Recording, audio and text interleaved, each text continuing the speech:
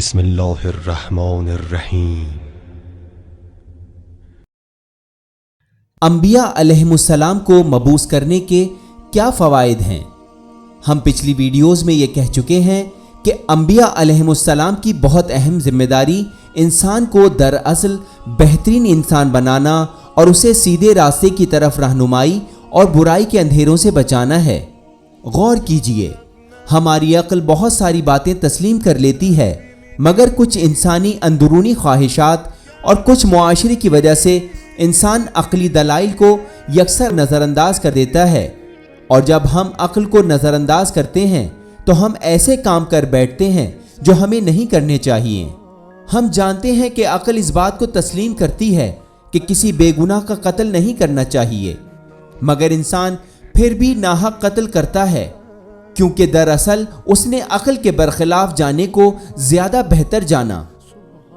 لہٰذا انبیاء علیہم السلام کی بعثت کا ایک بنیادی فائدہ یہ بھی ہے کہ وہ انسان کو سکھاتے ہیں کہ خدا کی طرف سے ان کو دی گئی عقل کتنی طاقتور ہے اگر اس سے مثبت کام لیا جائے۔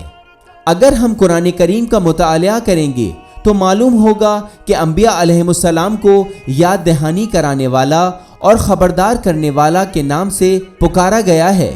ان کی بعثت کا اصل اور بنیادی مقصد انسانوں کو ان کی بنیادی اور اندرونی فطرت کی طرف توجہ دلانا تھا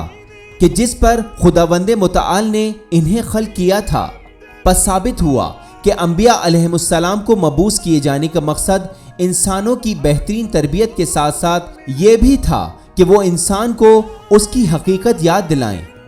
امیر المومنین امام علی علیہ السلام کا ارشاد ہے، اللہ عز و جل نے انبیاء علیہم السلام کو مسلسل اور یکے بعد دیگرے مبعوث فرمایا تاکہ وہ انسان کو اس کی اصل فطرت اور اللہ عز و جل کی بے شمار نعمتیں جو اس نے انسانوں کو عطا کی ہیں یاد دلا سکیں۔ زمین پر انبیاء علیہم السلام کے بھیجے جانے کی دیگر وجوہات میں سے یہ بھی ہیں کہ لوگوں کو جنت کی خوشخبری دی جا سکے اور جہنم سے ڈرایا جائے، اور انہیں خدا یکتا کی جانب بلایا جائے کہ جو انسانی زندگی کا اصل ہدف ہے۔ قرآن کریم سورہ احزاب آیت نمبر 45 اور 46 میں ارشاد رب العزت ہے، اے نبی، ہم نے آپ صلی اللہ علیہ وآلہ وسلم کو گواہ بنا کر خوشخبری سنانے والا، عذاب الہی سے ڈرانے والا اور خدا کی طرف اس کی اجازت سے دعوت دینے والا اور روشن چراغ بنا کر بھیجا ہے۔ انبیاء علیہم السلام کو مبعوث کرنے کا ایک مقصد یہ بھی ہے کہ جب لوگوں کے درمیان اختلاف ہو تو وہ حق کے ساتھ فیصلہ فرمائیں اور لوگوں کی زندگیوں میں ان کی رہنمائی کریں۔ قرآن کریم سورہ جمعہ آیت نمبر 2 میں ارشاد رب العزت ہے، اس خدا نے مکہ والوں میں ایک رسول بھیجا ہے جو انہی میں سے تھا کہ ان کے سامنے آیات کی تلاوت کرے، ان کے نفوس کو پاکیزہ بنائے اور انہیں کتاب و حکمت کی تعلیم دے، اگرچہ یہ لوگ بڑی کھلی ہوئی گمراہی میں مبتلا تھے۔ اسی طرح انبیاء علیہم السلام کو بھیجے جانے کا ایک اور مقصد ہے، اور وہ یہ کہ لوگوں کو اللہ کی جانب سے دیے گئے احکام زندگی سمجھائے جائیں تاکہ لوگ سیدھے راستے سے بھٹک نہ جائیں۔ قرآن کریم سورہ نساء آیت نمبر 176 میں ارشاد رب العزت ہے، خدا سب واضح کر رہا ہے کہ تم بہکنے نہ پاؤ، اور خدا ہر شے کا خوب جاننے والا ہے۔ اس کے علاوہ انبیاء علیہم السلام کو مبعوث کرنے کے مقاصد میں سے ایک اور اہم مقصد یہ ہے کہ وہ اس بات کو یقینی بنائیں کہ معاشرے میں اللہ عز و جل کے قوانین پر عمل درآمد ہو تاکہ ہر طرف انصاف کا دور دورہ ہو۔ قرآن کریم سورہ حدید آیت نمبر 25 میں ارشاد رب العزت ہے، بے شک ہم نے اپنے رسولوں کو واضح دلائل کے ساتھ بھیجا ہے اور ان کے ساتھ کتاب اور میزان کو نازل کیا ہے تاکہ لوگ انصاف کے ساتھ قیام کریں،